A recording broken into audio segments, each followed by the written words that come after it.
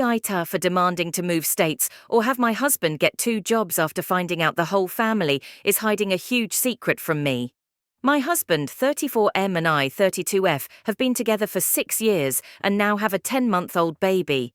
I moved out here to the Bay Area from the East Coast for him and our life together. I feel as is I have made a lot of sacrifices on my end and am starting to become resentful towards my husband and in-laws. For background context, I come from an immigrant family, raised poor, and have done very well for myself. I was the first one in my entire extended family to go to college, and still the only one to be a collegiate athlete. I have worked since I was 14 at any hosting, waitressing gig that I could find. To this day, I still help support my family financially, as most eldest children of immigrants do. Regardless, I managed to save up $250K by age 27. I fell in love with my husband at that age and decided to move out to him after a 1-1-2 year of making long-distance work. We were both on the same page of what we wanted in life with family, etc.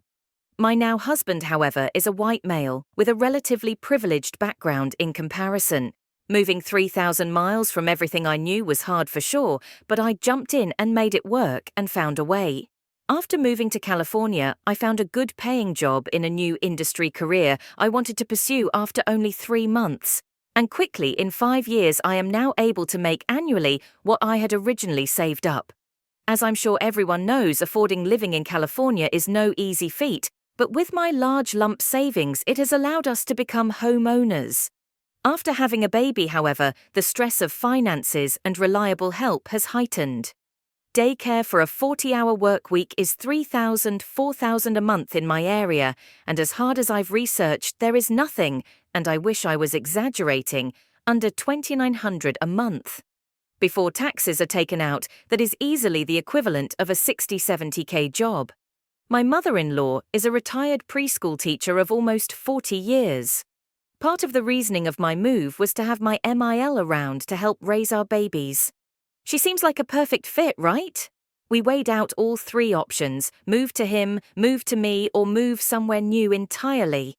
We both wanted to be close to family and decided that my husband's place would be the most ideal. He also kind of guilt-tripped me into agreeing that since they were older than my parents and it's best to spend more time with them, as we'll have more time with my mum later. My MIL, however, is the most passive-aggressive person I have ever met, but only to me. She has 2 sons, and I am married to the youngest. She doesn't have a good relationship with her other daughter-in-law, but would literally suck her doing to get her approval. I have always gone above and beyond to be kind and giving to her. In comparison to her other daughter-in-law, I am a complete 180. She has a key and an open door policy to my place. I converse and spend time with her for hours, and I constantly cook and/or buy dinner for them on a weekly basis. I am thoughtful and buy all the family's presents for all holidays and birthdays. When the men are around, she is the sweetest thing, but when it's just us, always throws the most jabs at me. From saying things like, "Oh my, you sure you're not going to break your ankle in those, or are you just trying to get attention? Wow, more food, are you trying to make me fat? Out, do me. Is that new? I've never seen it. Do you have a shopping addiction, hee?" To even, "I'm not sure we need you around here making us look bad. You sure you don't miss the East Coast?"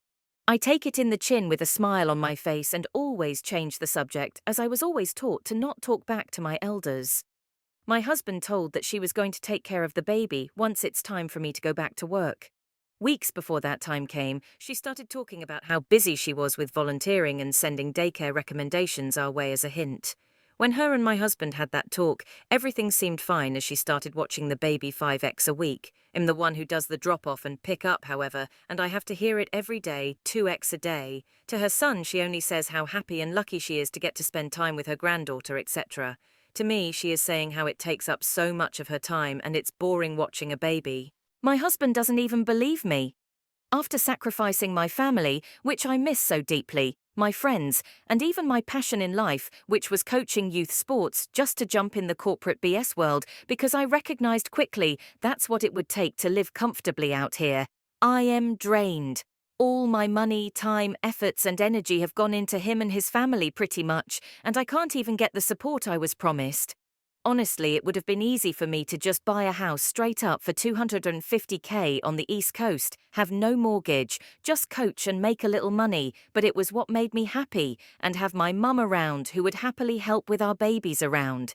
Instead, I've given it all to this man for this situation, and for my MIL to constantly complain about how much I do for you, instead of recognizing how much I've done for her son.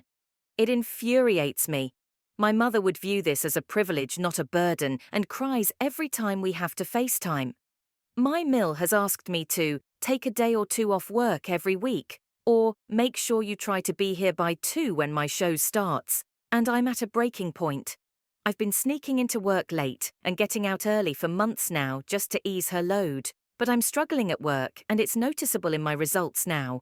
I also make more money than my husband by 6 figures and have the financial pressures on my back. One day I snapped back with, "That's something you're going to need to talk to your son about," and all hell broke loose. My husband came home pissed that I had said so many derogatory things to his mum, shamed her for not being a good enough caretaker, the works. She then said she needed space, and I took a week off work in order to take care of the baby. I went to try and smooth things over with her after a couple days and found her incredibly hammered at 9 a.m. in the morning. Stumbling on her words and feet, my Afil came out looking mortified and tried to hide her back in her room. I figured she was upset and left it at that, only to try to go back the next morning to the same thing. After talking to my husband, he finally tells me that she is a struggling alcoholic and has been for 50 years. He says, "But she's a functioning alcoholic, so she just needs to get this intense period out of her system, she'll bounce back." The rage and disbelief I had with both the situation and my husband was out of control. Was she drinking while watching the baby? You knew about this and put our daughter in that situation. To save money on daycare, you let our daughter there knowingly. Functioning WTF? Was all her BS a way to get distance so she could drink? The more I thought back, there were definitely days where I just thought she was more loopy than others. Was that her drinking a moderate amount? After talking to my SIL, it was, and she has been drinking every day without a day off for the last 20 years, and that's why they had a tainted relationship. I didn't talk to my husband for days and started looking for other homes on the East Coast closer to my family.